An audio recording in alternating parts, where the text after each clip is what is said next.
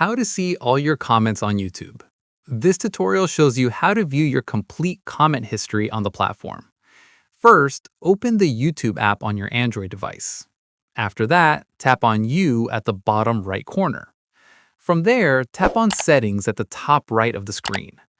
At this point, scroll down and tap on Manage All History. In the next step, you'll see different tabs at the top.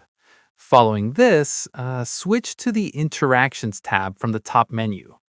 Once done, tap on Comments and Replies to access your comment history. From here, you'll see a complete list of all comments you've posted on YouTube videos. At this stage, you can scroll through to find specific comments you've made. After this, tap on any comment to see the video where you posted it. Once completed, you can also delete comments by tapping the three dots next to them.